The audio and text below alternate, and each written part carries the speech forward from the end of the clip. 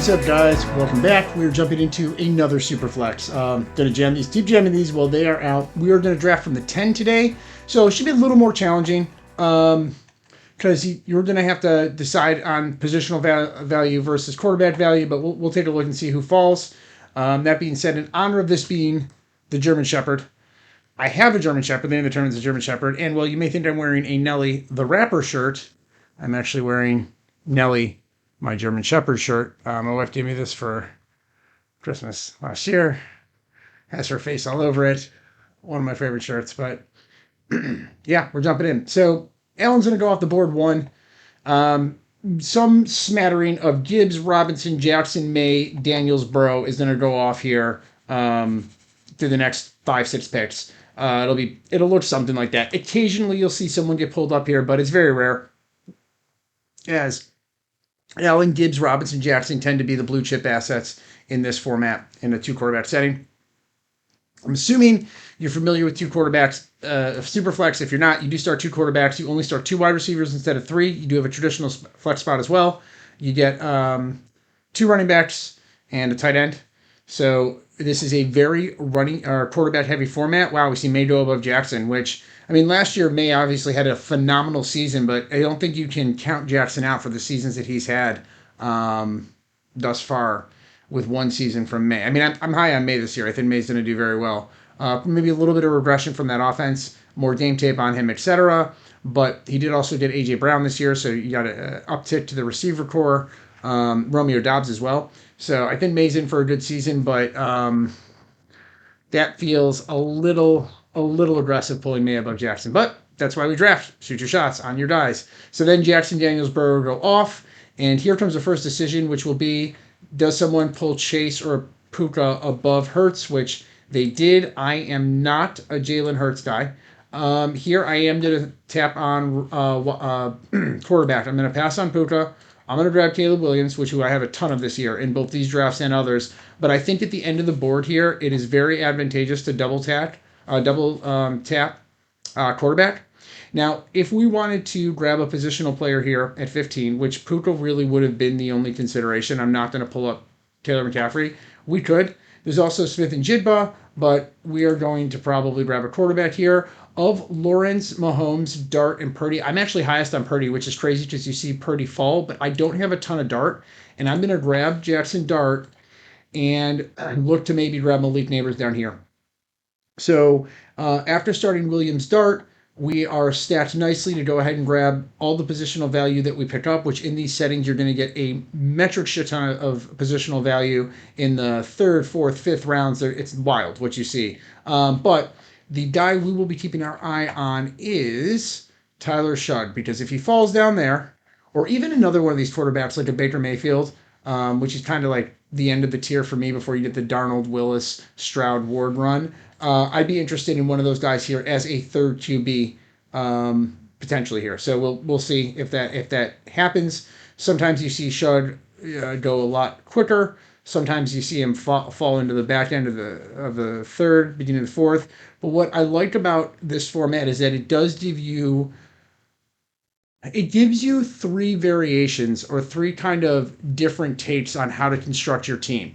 In a traditional draft format, which you guys have seen me do plenty of on this channel, and there's a lot of that type of content on YouTube, yes, you can pull a quarterback up like Allen or Jackson. But when you do so, you're still doing it in the 3rd round. And maybe you get crazy with the Cheese Whiz and Allen's going from like 27, I've seen as high as 25 to like 30, but commonly Allen in a traditional format is going to go 34 to 39, somewhere in that range, right? That being said, nobody's taking quarterbacks before that. Allen's the first quarterback off the board in traditional draft, and he's not going until pick 34. In this format, there's 3 ways you can do this. 1, you go heavy at QB. It seems to be the preferred way, although this year I've seen a lot of variation, but you take at least 2 QBs through 3, if not 3 QBs through 3, or 3 QBs through 4. Same deal. The other way to do it is say, the heck with QB. I'm okay starting Geno Smith and Cam Ward. I'm going to grab some crazy combination of Genty and Jefferson or Gibbs and Cook. You see sometimes Gibbs and Genty or, Cook and Genty. You see these combinations. I'm going to get crazy positional advantage. I'm not going to worry about QB, and I'll just be happy starting 2 out of the 3 of the junker bums that I get at the end of the draft. And then the other way to do this is to kind of balance out and just take what falls to you on the board and lean into who's available and what's available. I tend to be willing to engage all three strategies, although I will say, I think we've done 10 or 11 of these, if this is our 11th one.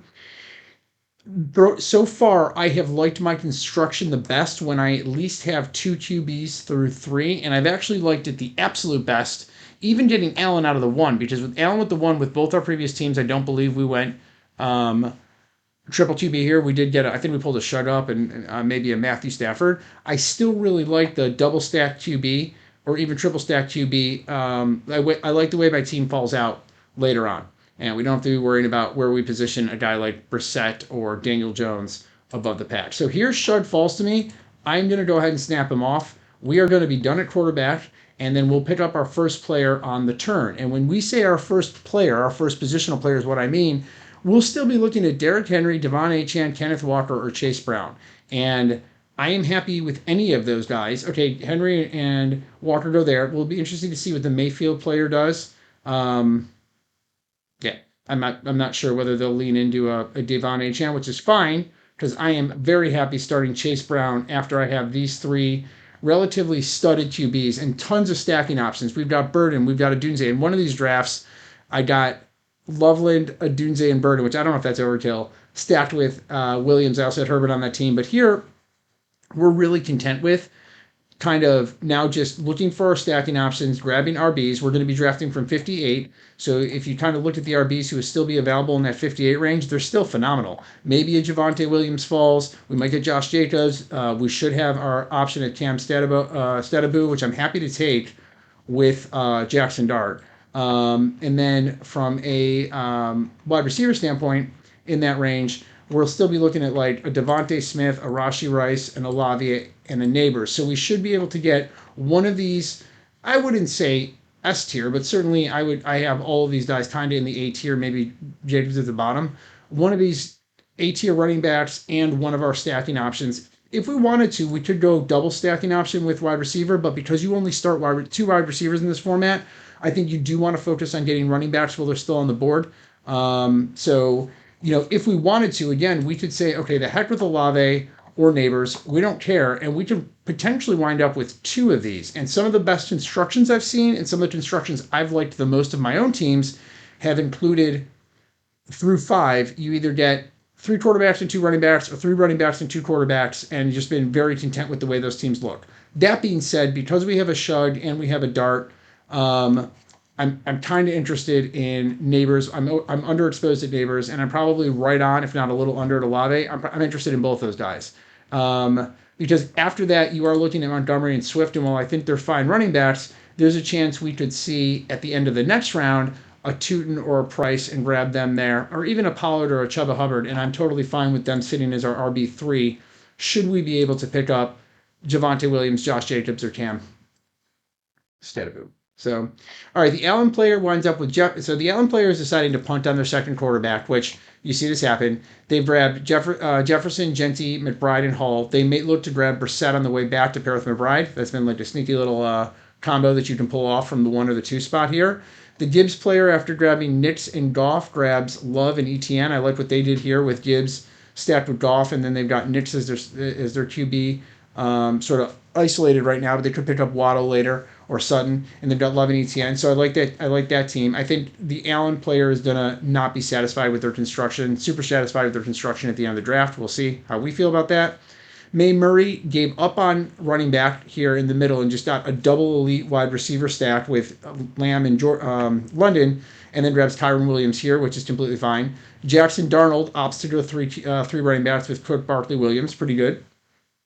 If we didn't take Shud here, we could have gotten like 2 out of these 4, and then maybe that's better. But then we would be kind of dealing with that. Are we going to go third QB? Because none of the values is going to look good. We're not going to have any stats most likely. And we would just be betting the whole farm on Williams Dart, which I'm okay with doing that too. So here, Cam is my man. I am so overweight him. I think he's my most drafted player this season. I just think that he's going to do phenomenally in that offense. And kind of happy to just take him. If we have our option between Neighbors and Olave, I think I lean a little more towards Olave here. But I'm happy to take Neighbors if Olave goes. There goes Olave. Now, Neighbors may go in here as well with Nakruta Devontae Smith. I can't imagine they take Malik Neighbors here. That Mayfield player has to be considering his quarterback options. That's great. So we get Malik Neighbors. Now it is difficult to say, hey, this is our wide receiver one, and he might not even be starting the season. And he might not even look good. Well, if he doesn't look good or his injury doesn't impact him throughout the season, this team is not winning this tournament anyway. It's kind of best ball. It's just how it is. So it's totally fine. To his upside, which you always want to draft for the upside on these best ball tournaments, this could be insane. We're getting maybe a top five wide receiver sitting here in the sixth round as our wide receiver one. We have two probably top 10 running backs next year. I would think if they both stay healthy and those offenses perform. And then we've got Williams, Dart, Shug. And we're going to have, when we look at 82, 87, we're actually going to have a variety of options. Namely, Luther Burden may fall, which is, or Roma Dunze. We should get one of them if we want to grab the stack. Loveland, we would have had to take and pull up here if we wanted to pull that off again. But since I do have a Williams Loveland team, I was kind of more interested in pairing Malik Neighbors with Dart. So we can get one of Caleb Williams' receivers down there. Again, we will be looking for one of these running backs. I do want a third running back before I grab my second. My second wide receiver. I'm going to grab him first. I don't think McConkey makes it down there, but he could. Most of these guys are going to go off the board. I'm just flagging guys for kind of for science here. So just to see, just remind me if any of these guys make it bad, grab them. Tootin and Juckins go up here. I guess you do see that, especially when you see guys surrendering on running back. I think it was maybe a pipe dream to get them back here, but I'm still okay with that next tier of running backs as my RB3. You know, between a Pollard, we'll put these down at the bottom. I'm a little lower on Stevenson, but he's fine. Warren is fine. Hubbard is fine. Dowdle, I guess it just depends on what you think is going to happen with Warren and how you think he's going to interact. The upside on Dowdle is that he just takes over that offense, and it's his backfield, and that happens. The downside is that it's largely a split. That offense isn't that good, and he kind of sputters around. We say that, but I mean, the offense he was on last year was terrible, and he was putting up 30-point games, so is what it is. Okay, so the Allen player does grab Geno Smith off the board with Brees Hall, so they're staking their claim on the Jets, which I don't know if that's the claim you want to stake, although I am super guilty of staking my claim on the Arizona Cardinals this year, so same argument could be made. Gibbs, Love, ETN, Bo, Nix, and Jared Goff. Waddle grabs Jamison Williams. Love that pick, especially with these three running backs. They probably do not draft another quarterback, which is totally fine to do. If you're just going to bet on Nix and Goff for the season, that's fine. Robinson, Mahomes, Purdy, and Jones. That's Nico Collins, Tootin, and McConkey. I like how they've caught up there. That's pretty good. I like Brown, Statabu, as much as I like Robinson Tootin, or maybe I think I like Robinson Tootin better. This is the blue chip piece there, but I definitely like our quarterback stack a lot more than theirs. So they may have the slight edge in the backfield. We have the slight edge in the quarterbacks. They're going to have the slight edge on the wide receivers, but Neighbors is, I think it has a much higher ceiling than Collins or McConkey. I think Neighbors' ceiling is top five for sure. So there's still some Travion Henderson and Jadarian Price are still here on the board. If one of these guys makes it through the next few picks here, I will 100% take them, and then we'll get one of these wide receivers on the turnaround. And I'm content with a majority of them. Adunze's fine, especially considering that we have I guess Tyson's down there too. That we have Caleb Williams. So it is on us. Jadarian Price, happy to take him there. And then I think we don't want another running back now. We've got our third. I mean, we want another running back, but not right now. And we'll grab one of these guys. I'm kind of low on Luther Burden this year. I'm underexposed to him, and I don't know that he is for sure going to be the guy we saw at the end of last season. So maybe I grab a Burden here just to diversify a little bit. I like Jordan Tyson, but I'm not going to pull him up that far. And remember, this is ADP. Their projections are what they are. I mean, Burden is projected. Well, he goes there, but he's projected for 166. And Jordan Tyson, who's down here much lower, is projected 145. So you're talking about a 1 point per game, less than a 1 point per game. Actually, a little over a 1 point per game difference. But like, that's the projection. These guys are probably the same receiver, right? I mean, you might say no. There's no way Burden's way better. Okay, if you say so. Of all these guys, I guess I'm going to grab Adunze. I have a ton of Adunze this year. We could just grab Devontae Adams, but I think it's right to go with the stack. Again, you're drafting to the upside, and the reason I have so much Adunze this year is I like where his draft position is, his ADP is. I think that's the appropriate value for him. I actually think he's a little undervalued. And then B, I have a ton of Caleb Williams this year, so consistently looking for the stacks. So through the first 8 rounds, we have Williams, Dart, Chug, amazing quarterback room. We have Brown, Stadabu, and Price, pretty damn good running back room, considering that we didn't grab a running back until round 4. And then Malik Neighbors and Roma Dunze as our receivers, which is just this is just a solid construction. And that's what I kind of meant about getting your stacks early. I am super happy with our construction. And I think some of these folks have good constructions as well. Jackson Darnold, Cook, Barkley, Williams. Now they're getting all the receivers, right? Higgins, McMillan, Moore. But some of these folks might not be thrilled with their construction, like Allen, Geno Smith, even with Genty, Brees Hall, Jefferson, and Flowers. Like, I don't love the construction of this team. McBride is really hurting their depth at every position. And yes, they have a blue chip piece there, but one of the guys that I'm going to be very interested in drafting, since we're talking about McBride, is Isaiah Likely. I think he's in for a large season with a huge season with um, Jackson Dart. So I will probably look to grab him. His ADP is 139, which means we can get him. We should get him in the second turnaround. So I'll leave him flat just so we remember.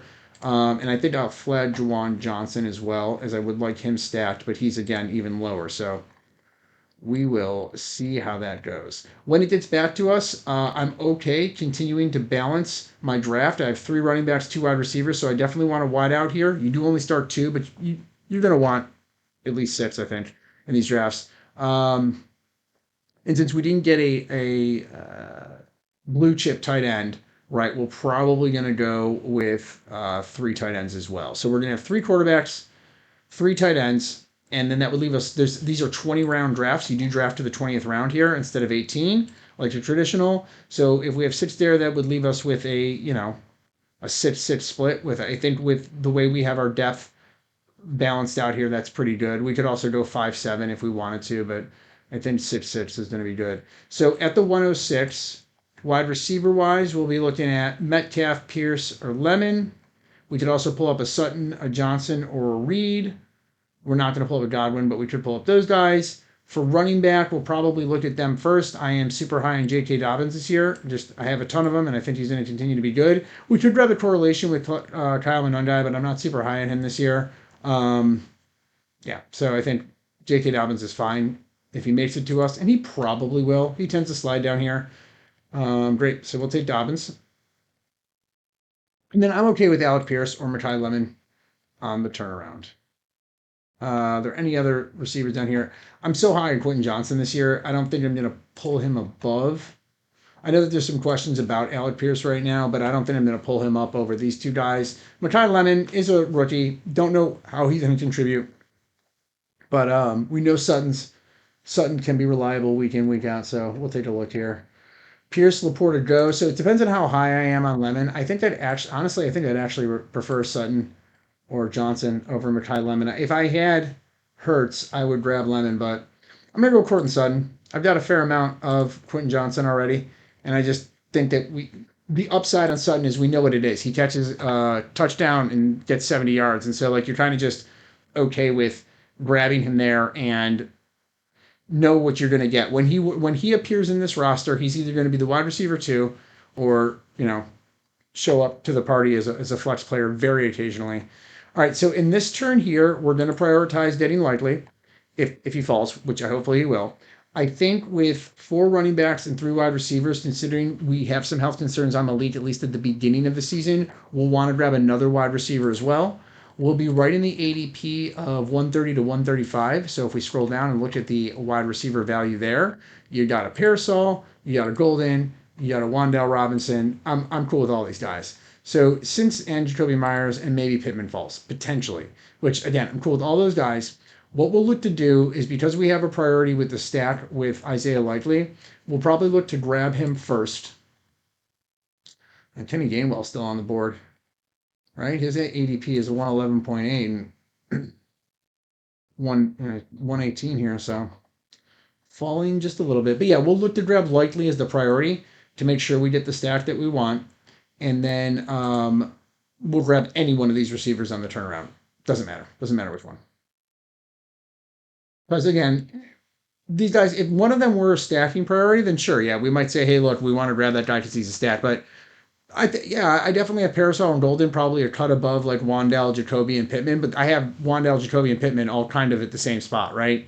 And their ADPs stay the same. I just Wandell's the bottom of the pile, but whatever you want, like however you want to assess those guys is fine. When we go triple elite QB, and I think Shaw does stand a chance of being a really good QB this year. We don't need to touch QB again. We're done.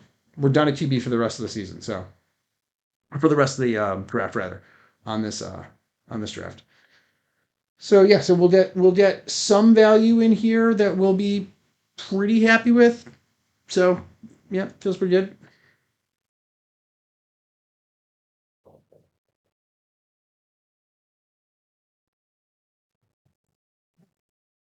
Okay, we get Godwin, Downs, Mason, Watson, Kelsey, Addison. So that kind of run of players right there. So the Drake May Tyler Murray player did decide to grab Watson down here. They could be lining to pick up um, Concepcion as a backstack. Where is he? He's right there at 143, and they'll be drafting at 141. So that is Watson. Concepcion is a sneaky little backstack you can get here. So we're going to grab Likely. We're on the clock, and we're going to get him. Jawan Johnson will be after these guys. But yeah, that's a sneaky little backstack you can pull off later in the draft, especially if you go kind of double quarterback and ignore, and that you can get that later on too. Just have a little bit of late correlation. They went May, Murray, Lamb, London, Williams, Judkins, Irving, Watson, Dowdle, Quentin Johnson. This team's actually really sick. That team is really sick. We're going to take Ricky Parasol here and be happy about it. But this team is actually really sick. Drake May, Tyler Murray, Lamb, London. Now they don't have correlation there, but that's fine. Look at that receiving core. It's ridiculous. Then Williams, Judkins, Irvins. This is a completely serviceable backfield. And then they have Dowdle to boot. And then they pick up Watson and Quentin Johnson to round out their wide receiver room. And again, what they're going to do here is take Deshaun Watson and pick up or aim to pick up Casey Concepcion right here and have a sneaky little stack at the back. So that could give them some week to week upside where those guys wander into the roster, one or both of them occasionally. So on the way back around, we're going to look to grab Jawan Johnson. His ADP is 162. So we're at 154, 159. We may be able to push him down here to 159.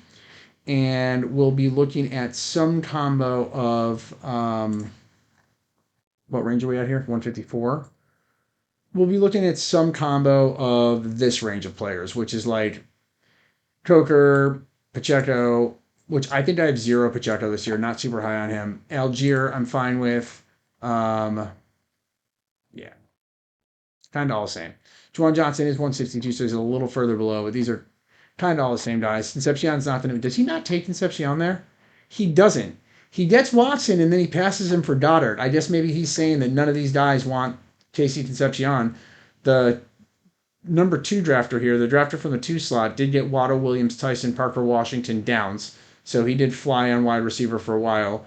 The Genty Hall player did fill out the room with Harvey Stevenson, Gainwell. So it's pretty good too. It's pretty good. Shakir goes to the not Allen drafter, funnily enough. Then Allen is the only reason you want Shakir. As big as a Bills fan I am, I've said this in other drafts, Shakir's talent does not necessarily translate to the fantasy football ledger, or at least has not historically. But he does a lot for the Buffalo Bills. He does a lot on that field, and very valuable player, just not a great fantasy asset. So our friend who went Chase and Jidba wound up with Love, Stroud, Young. All things considered, it is a very low, it's a mediocre to low end quarterback room, but they do have Chase and Smith and Jidba. But then when they draft London here, they wind up with Henderson as their RB1, Corum as their RB2, and Brooks as their RB3. So I think, again, they have some really nice blue chip pieces and a really nice receiving core here. They even have a better receiving core than London, but they sacrifice basically the rest of their team construction for that. The Burrow, A.J. Brown, Stafford player wound up with, or St. Brown, Stafford player wound up with A.J. Brown, Pickens, and then their running back room is Swift, Hubbard, Jones. And I just don't think you can get away with that. I mean, yeah, you could say, well, Rich, you only have Brown and Stadabu. But yeah, I also picked up Price and J.K. Dobbins, who both might be starters on their team. And we're going to grab some more. But I think I'm happier with these two than Swift and Hubbard, right? The ceiling on these two guys are top 10 running backs. So actually, I think Chase Brown could be just outside the top five. And I think, you know, Statablue's season is running back seven is his ceiling. So feeling pretty good about that if we grab two top 10 assets there. All right, 154. Again, we're getting down towards this area. I don't have any Coker this year. I don't have much Jaden Higgins either. I guess I'm fine with both those guys. I think I'd rather, as I look here, Juwan Johnson's the third tight end. How is tight end looking on the right side? They have Warren and Laporta. So we'll probably get Juwan Johnson. Maybe we just grab him as the priority and grab Algier on the way back. Again, just making sure our tight ends have correlation with our quarterbacks, have their stack. I like that. Because I'm okay with Algier. I'm okay with Tajay Spears. I'm okay with Jalen Coker. And when I say I'm okay with them, like I'll draft them at this ADP. Maybe we grab Charbonnet. What we could do is grab Charbonnet and then grab George Holani super late and just have that entire backfield for the Seahawks. And we know that one of them is going to make it into our flex pretty much every single week.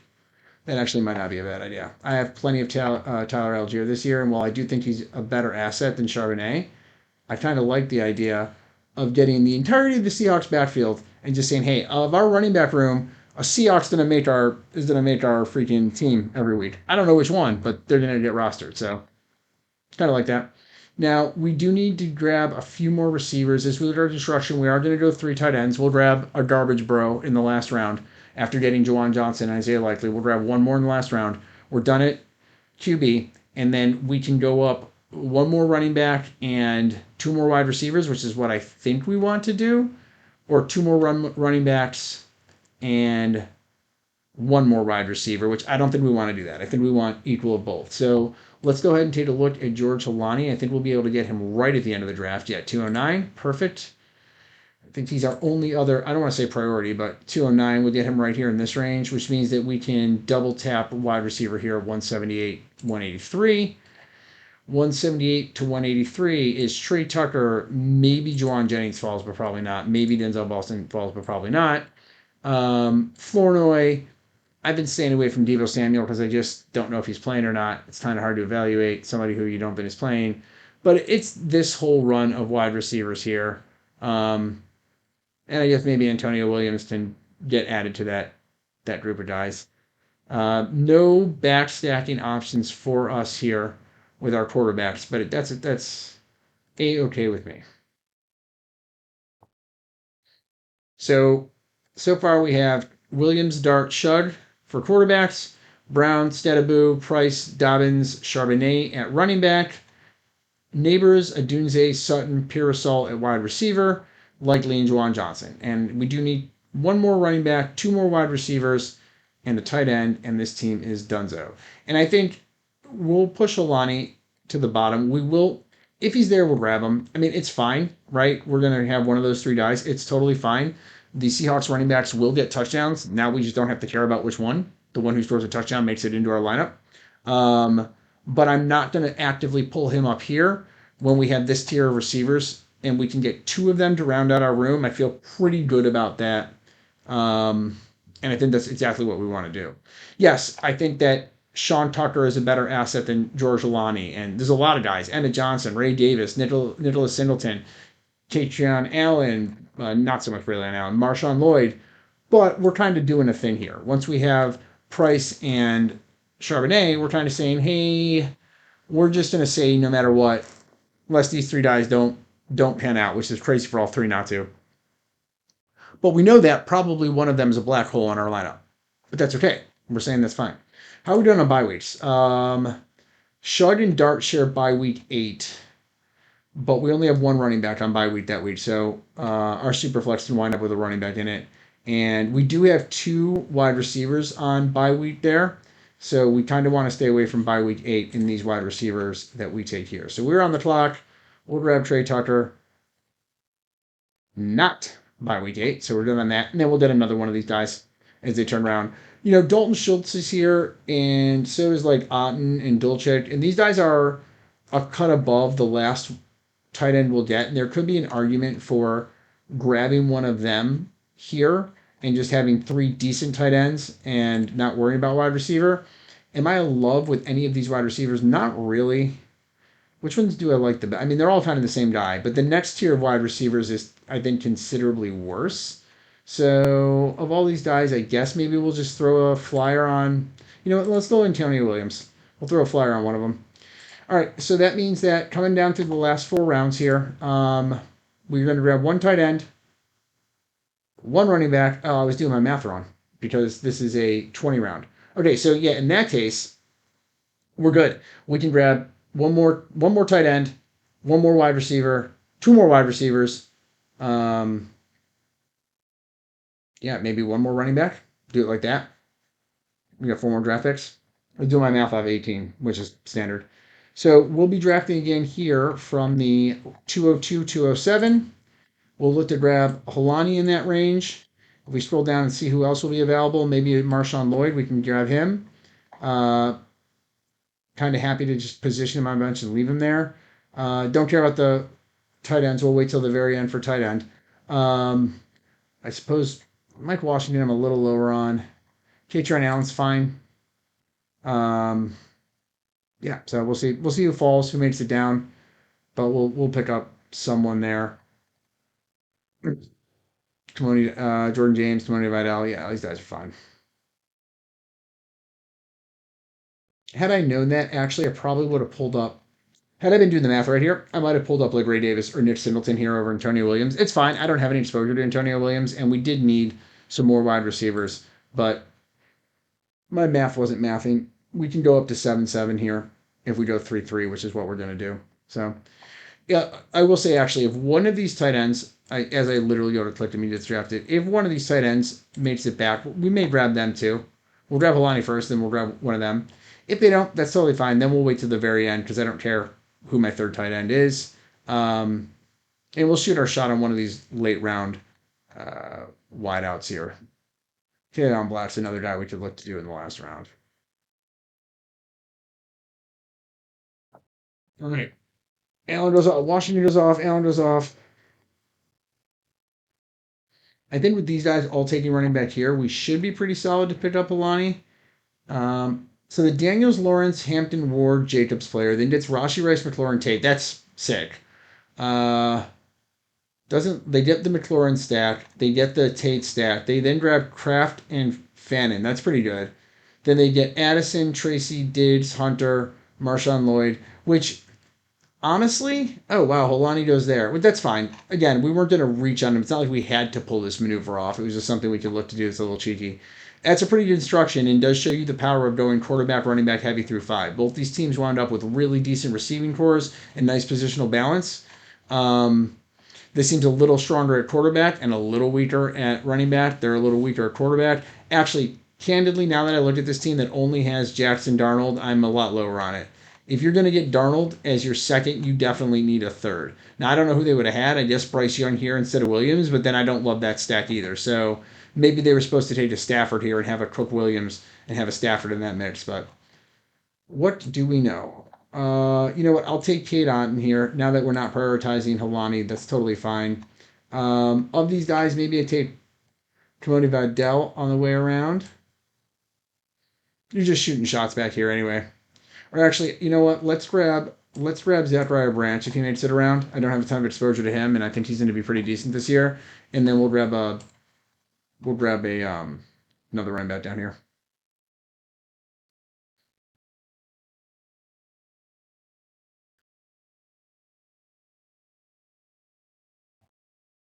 Although the argument could be made just to grab the running back we want now. Yeah, and maybe we do that because I don't care about the wide receiver as much. So yeah, let's do that. Actually, let's pull up Taylor on Black. I think he is the bet that potentially um, you take just in case, right? A McCaffrey goes down.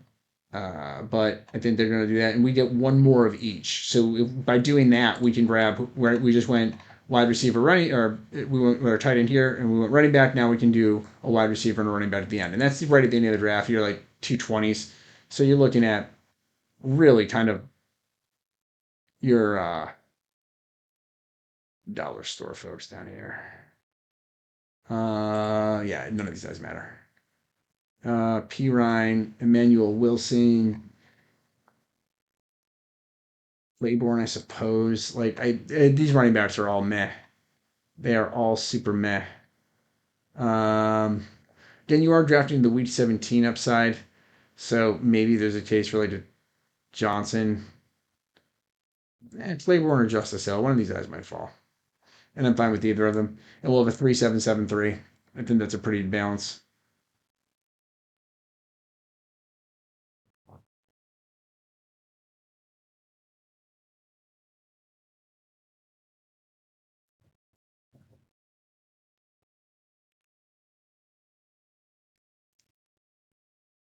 All right, so looking out across the lobby here, again, I do like the Daniels Lawrence Ward team with Hampton and Jacobs, and then picking up great wide receiver value and getting some decent tight ends.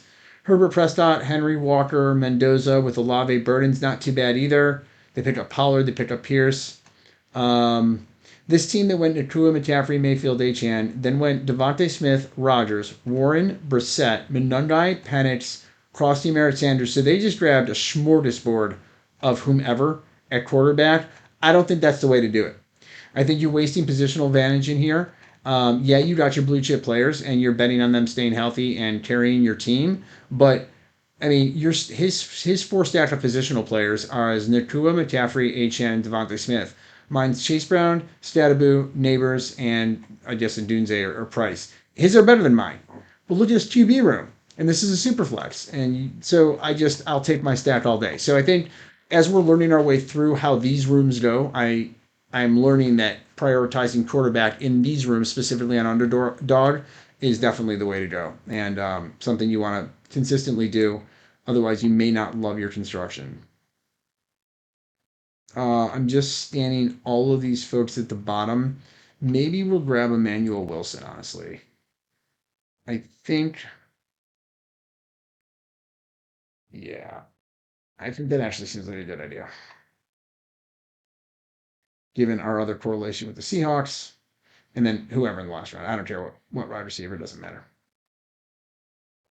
Claiborne goes, Fields goes, Wilson is ours, and then whoever. I don't care. I guess I'm highest on Franklin out of this group, just right, but I don't. There's none of this makes really any difference. None of these guys are likely to be super uh, high priority picks by anybody else or make a massive difference on the season. Like you win or lose your season, I think up here, not down here.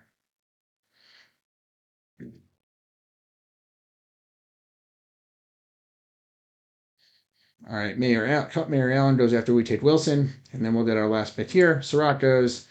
I think on this group, I'm highest on Franklin. Let's go ahead and grab Christian Kirk. We have Pearsall, so we're grabbing a little more of that. I guess we also have Sutton, so could grab Franklin. But okay, so our draft wound up with Williams, Dart, Shug, Brown, Stadabu, Price, Dobbins, Charbonnet, Black, and Wilson at running back. Neighbors, Adunze, Sutton, Parasol, Tucker, Williams, and Kirk at wide receiver, and likely Juwan Johnson and K. Dot at Tampa Bay at tight end.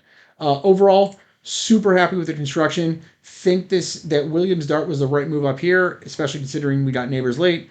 Shud, you could make an argument we're supposed to take Henry there, but if we do that, then we just wind up with two QBs.